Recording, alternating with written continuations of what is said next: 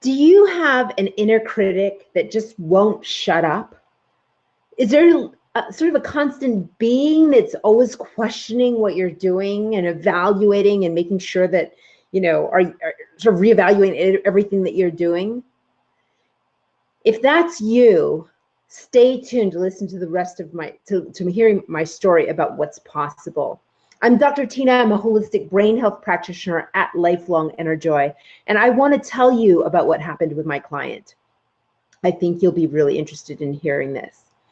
So I have a client that walked into my office. She was very stiff, a very kind woman, but rather unsure of herself and just not at ease with herself.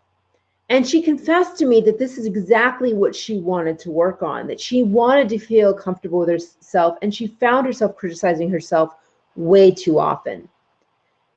In short, she sounded like who I used to be. Well, it turns out, like me, she had a very critical father, and he was constantly hovering and criticizing throughout her entire experience with him. And this made her feel like she had to walk on eggshells at all times. She's always watching her back. And it even started to generalize to other people, not knowing who she could trust and who she could feel safe around. And it became uncomfortable, or it was uncomfortable for her to just be herself.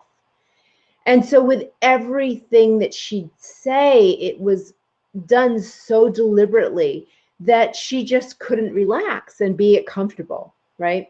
And decision-making was a real challenge because she was constantly second-guessing herself, and even after she made the decisions, she was second-guessing herself as well. So it is exhausting having that constant critical voice in your head. I know this because I experienced it myself. In fact, I had decades of self-loathing due to the environment that I grew up with. And it is no fun. And not only is it no fun, but having that self-critical voice in your head is the best way to get held back from what you want to achieve in your life. We humans thrive on positive reinforcement, but negative reinforcement actually does nothing to compel us to move forward in the right direction. So if that's you, do what my client did. And what my client did is she walked in and she asked for help. And luckily, I have the most effective techniques in the world to address the underlying problems directly, succinctly, and quickly. And so what we did was we helped release the trauma around the experience of growing up with such a critical father. We also released barriers to help her feel safe around trustworthy people and to know who is safe to be around. And then we release barriers to helping her love herself and be comfortable in her own skin. And we helped her let her be more expressive and just be, feel free to say what she thought without constantly judging herself. Right? And with decisions, we release barriers to making decisions more effective, or for her to let go of that critical voice while making decisions.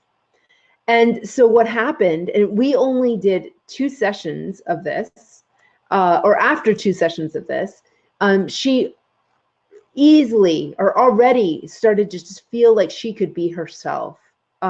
She's better expressing herself. It just comes more naturally. She's more positive. She doesn't constantly have this negative monologue going in her head. She's not as worried about other people's opinions, and she can make decisions more easily. Now, I remember the day when I finally had a change with my own patterns. You see, I had generalized anxiety all my life and tremendous social anxiety. And I too was stiff as a board. I could not be myself in social situations, and especially in dating situations. So I remember I had a session with another practitioner, And I remember we worked on my social anxiety, and I actually had a date right after with somebody who I kind of really liked. And of course, if I really liked them, the more I liked them, the more nervous I was, and the stiffer I was, and the more guarded I was. And this date was particularly memorable, not because of anything he did, but because of who I showed up to be. I was able to be my fun-loving self in a way that I had never been able to before. I was like, who is this person? It was so nice and so refreshing. I was relaxing and having all kinds of fun. And what I found interesting was that he was a little bit stiff, and I felt like, wow, he kind of needs that work as well. So anyways, the date was super fun, but it was mainly because of how I showed up. And I confess, I had decades of self-loathing. And so I know exactly what it feels like to feel stuck and to feel like you're always watching your back and to feel like you can never, ever be enough. And what it does, or what it did for me, is that I didn't have the courage to do all kinds of things I was interested in. I held back from so many different things because I was so afraid to fail. Because again, that inner critic would just come down hard on me for being a failure once again. But once you release that critical voice, you can transform that word failure, not just up here, but in here, to have a different meaning. You see, failure doesn't have to mean an end thing. Fail, the word fail, can be redefined as the first attempt in learning. In other words, if you see failure as a part of the process of moving forward and developing and learning, just learning and reprocessing what the mistakes that you've made so you can keep moving forward, you'll have the resilience you need to achieve great things and to do the things that you really want to do in life.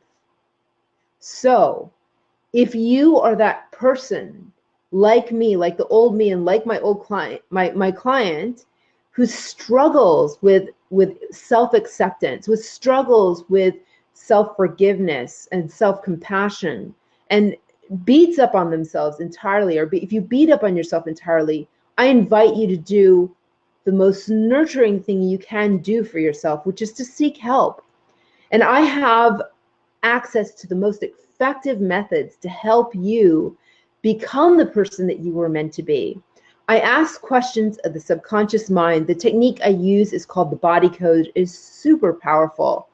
And what we do is we get straight to those underlying causes, whether they're emotions or belief systems or post-hypnotic suggestions or sabotage or addictive thought patterns and much, much more. And we identify and release until they're gone. And we can get at the effects that you've accumulated through your lifetime, but we can also get at inherited effects, which makes this technique super powerful. And it almost always works, especially, in fact, with this particular outcome, it always works. At least in my experience, it's always worked. And in fact, most mental health outcomes, it's always worked. The only outcomes that it may not work in are things that are extremely rare, and like rare diseases that nobody has ever figured out. That's where it may not work. But the body code is super powerful. I love it for that reason. And I've been able to help not only myself, but many clients go from just feeling like nothing ever works and feeling super hopeless about life to just being charged and excited about being able to move forward in ways that many of our peers have been able to. But when you are faced with relentless trauma growing up, or just even trauma growing up, it becomes a lot harder to move forward and fast in life. And so when you release all that, you become unencumbered. All you do is think about either the present day moment or the future. And that is the way to live, right? It's just to live towards goals, to live in the present moment, and to let that crap that you may have accumulated in your life go. All those negative belief systems, let them go. You don't need them anymore. All right? So if that is you, if you can resonate with any part of this story, give yourself the gift of doing something about it, of seeing somebody about this. And I can help you if you're interested. And I offer a complimentary consultation. It's just a 20-minute call to see if we'd be a good match.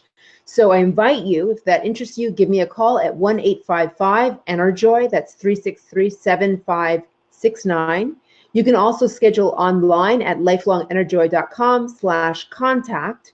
And I'd be happy to talk to you about what's possible in your circumstance. There may be other things you want to work on as well, and I'd be glad to talk to you about them. Remember that negative enforcement, that is, that self-critical voice, does not work, and that research has shown this countless times over and over again, that if you want to succeed, you need positive reinforcement, and you're not going to get it as long as you have that self-critical voice. But if you can be compassionate with yourself, if you can tell yourself, oh, I made a mistake this time, let's see how we can fix it for next time, then that is the key to success. You need grit and resilience to succeed, and you can't do it with that inner critic constantly hounding away at you. All right? So give yourself that gift of self-compassion. Give yourself what you need to succeed. And I look forward to connecting with you, to helping you create the health and life you love. I'm Dr. Tina, and thank you for joining me. And until next time, take care. Namaste.